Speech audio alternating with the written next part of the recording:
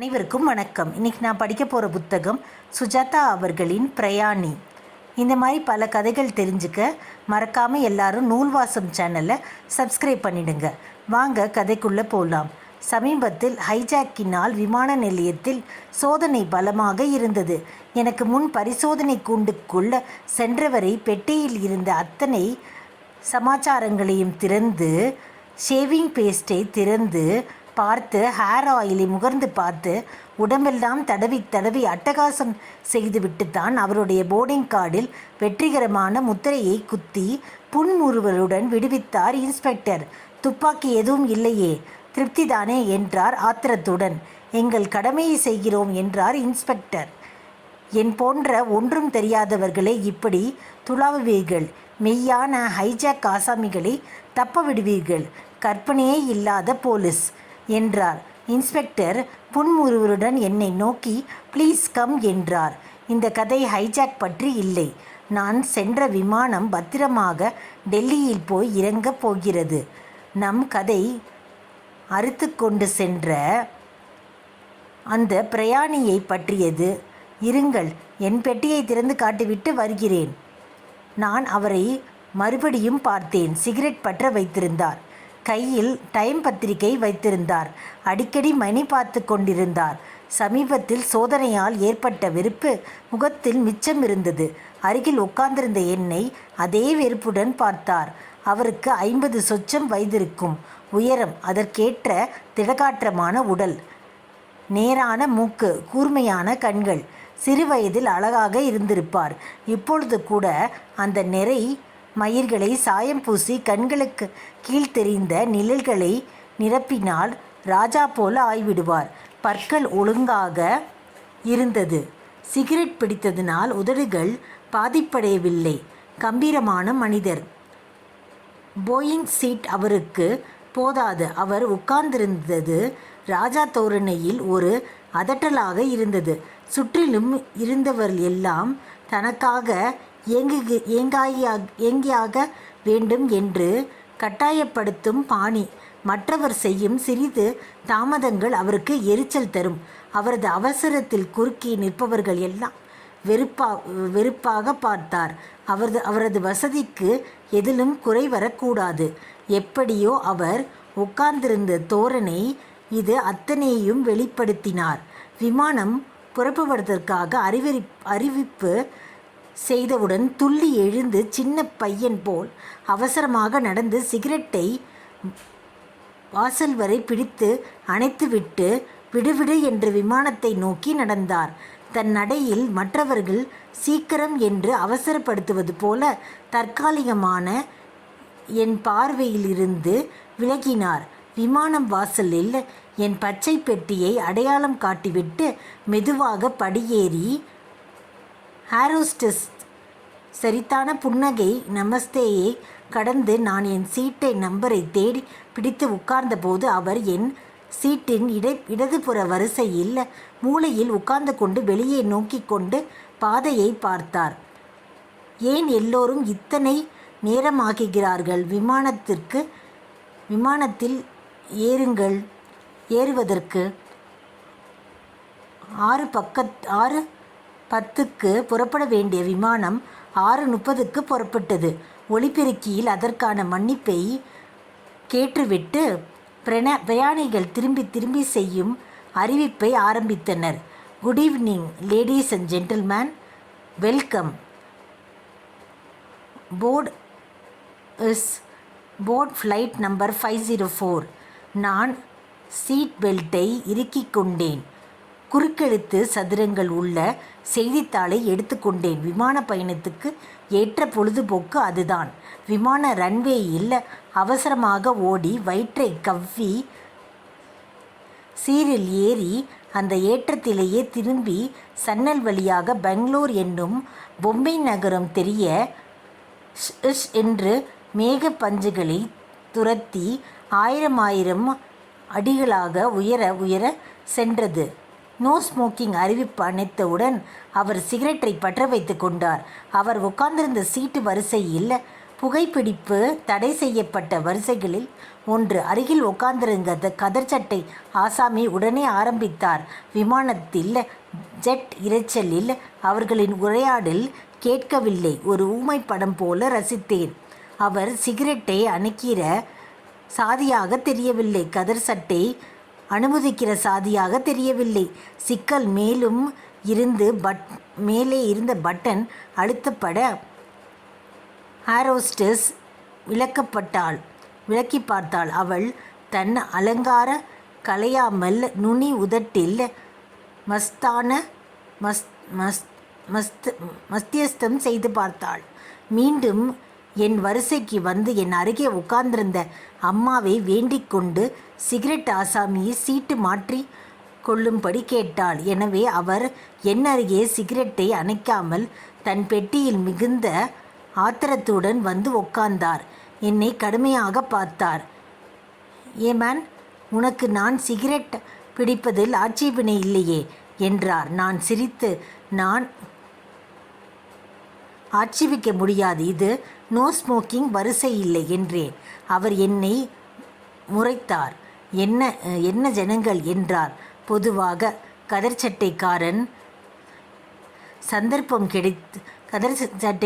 சந்தர்ப்பம் கிடைத்தால் சிகரெட்டுக்காக மாற்றி குடிப்பதற்கு ஏன் தோன்றியது? சிகரெட்டுக்காக மாற்றி குடித்திருப்பாரோ என்று எனக்கு தோன்றியது. நெற்றியில் பச்சை நிரம்பு புடைத்திருப்பது தெரிந்தது. கோபம். எனக்கு டாய்லெட் போக வேண்டும் போலிருந்தது. இவரை தாண்டி போக பயமாக இருந்தது.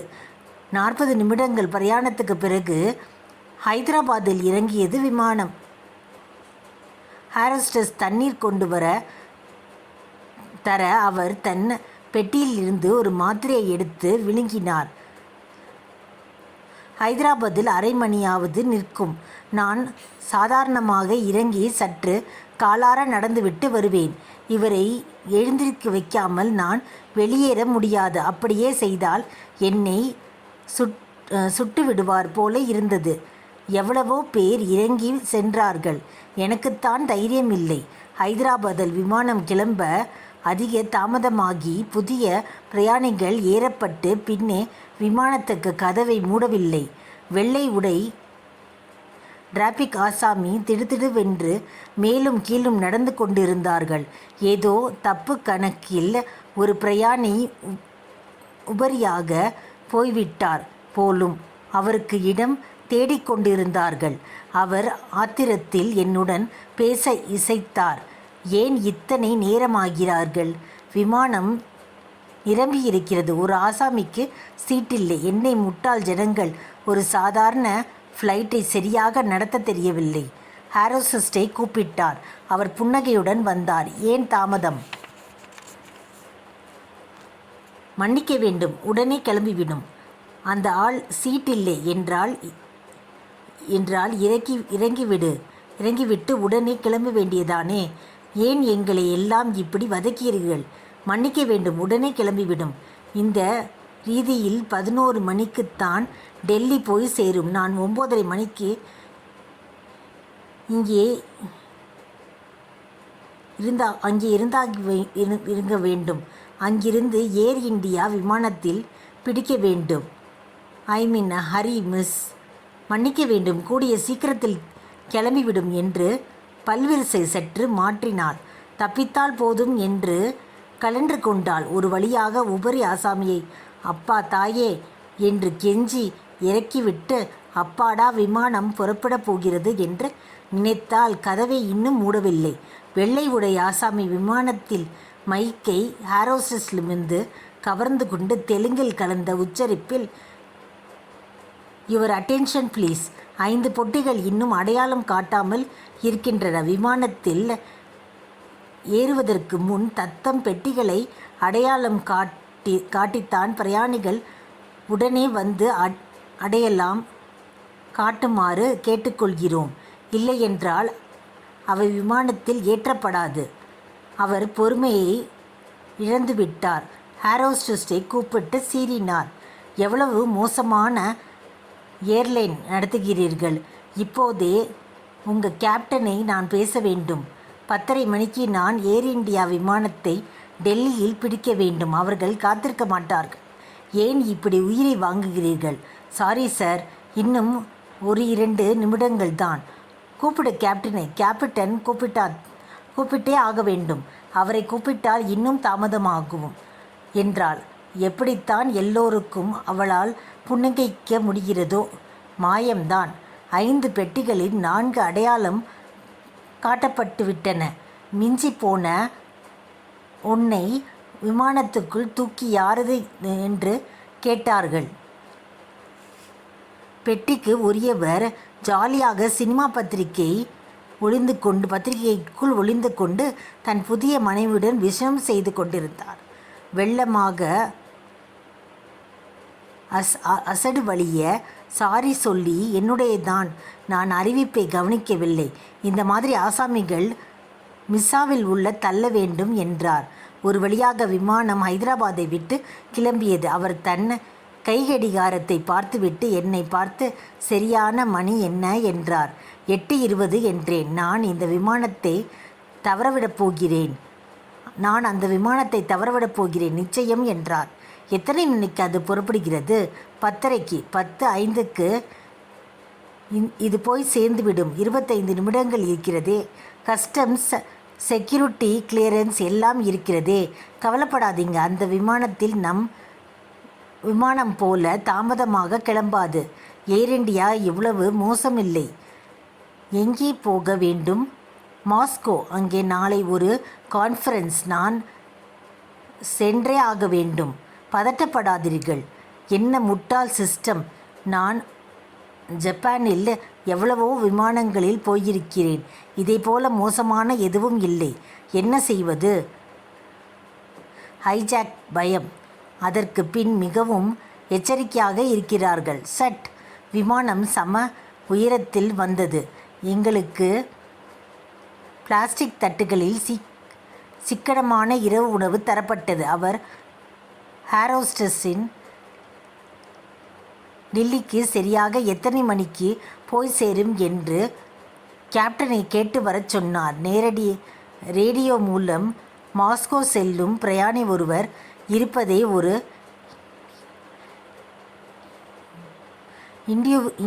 ஏர் இண்டியாவுக்கு தகவல் சொல்லும்படி கூறினார். அவள் சந்தேகத்துடன் சென்றாள். உதவாக்கரை. லுஃப்தான்சா பெண்கள் எவ்வளவு துடிப்பாக இருந்தார்கள் தெரியுமா? சாப்பிட கொடுத்த இருக்கிறார்கள் பார். என்ன எண்ணெயோ, இது என்ன சாலிடோ, ஒரே புளிப்பு. கொடுக்கிற காசுக்கு. அப்பொழுது அது நிகழ்ந்தது. மிக மௌனமாக நிகழ்ந்தது. திடீர் என்று அவர் சாப்பிடுவதை நிறுத்திவிட்டார். தன் டையை மூர்க்கத்தனமாக தளர்த்து கொண்டு சீட்டில் சாய்ந்தார். நான் முதலில் அதை சரியாக கவனிக்கவில்லை. சாப்பிட்டு கொண்டிருந்தேன். அருகே அவரிடமிருந்து சற்று அமானுஷ்யமான சத்தம் வருவதை தாமதமாக கவனித்தேன். அவர் உடல் முழுவதும் வியர்த்து வா வா என்றார். நெற்றியில் புருவங்கள், முகத்தில் தசைகள் வலிப்பு பின்னல்களாய் பின்னி முகம் இரத்தம் இழந்திருந்தது. அவர் ஏதோ சொல்ல வருகிறார். அவர் கை மார்பை அழுத்தி கொண்டு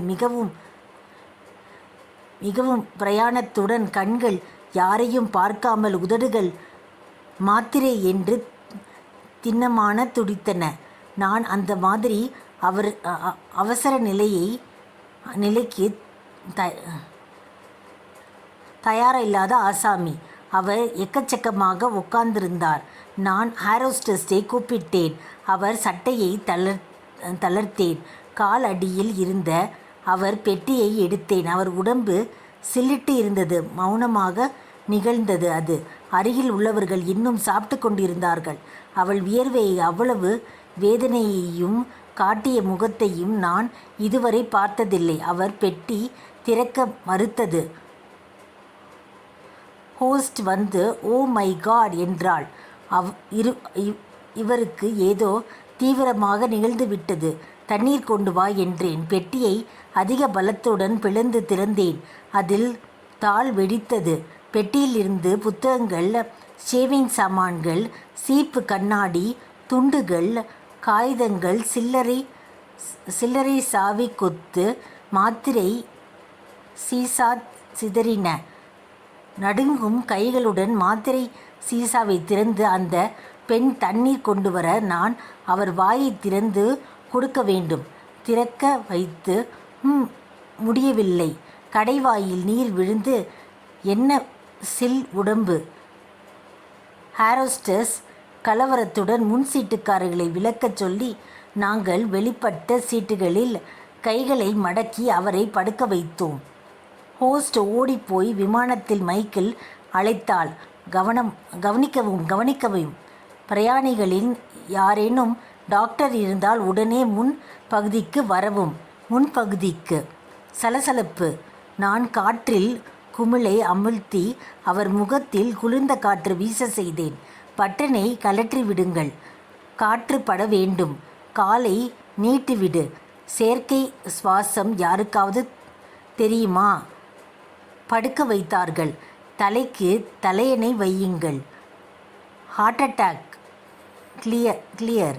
டாக்டர் இல்லையா? இத்தனை பிரயாணிகளில் ஒரு டாக்டர் கூடவா இல்லை? மறுபடியும் டாக்டர் டாக்டர் டாக்டர் என்று ஒலிபெருக்கியை கூப்பிட்டது. அவர் முகம் சாதாரணமாக இருந்தது. வாய் திறந்திருந்தது.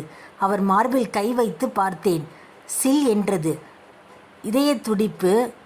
தேடினேன். யாருக்கு வைத்தியம் தெரியும்? என்ன செய்ய வேண்டும் இந்த குழப்பத்தில்?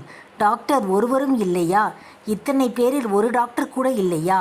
யார் யாரோ நாடி பிடித்து பார்த்தார்கள். யார் யாரோ மார்பில் தனது காதை வைத்து பார்த்தார்கள். அந்த ஹோஸ்ட் கண்களில் கண்ணீர் தெரிந்தது. டெல்லி விமான நிலையத்தில் நான் மெதுவாக இறங்கி உதிர்ந்த இலை போல நடக்கும்போது திரும்பி பார்த்தேன். ஒரு வெள்ளை ஆம்புலன்ஸ் விமானத்தில் அருகே சென்று கொண்டிருந்தது. விமான நிலையத்தில் ஒலிபெருக்கி இடங்களில் கூப்பிட்டு கொண்டிருந்தது. This is the last and final call for doctor Arivanandam, passenger to Moscow in air India flight. அவர்தான் டாக்டர் அறிவானந்த், எம்டி, எம்ஆர்சிஎஃப், லண்டன், எம்ஆர்சிபி, எடின்போரா. எத்தனை மருத்துவ படிப்புகள். இந்த கதையை சுஜாதா அவர்கள் 1976 எழுதியிருக்காங்க. இவ்வளோ நேரம் கேட்ட அனைவருக்கும் நன்றி.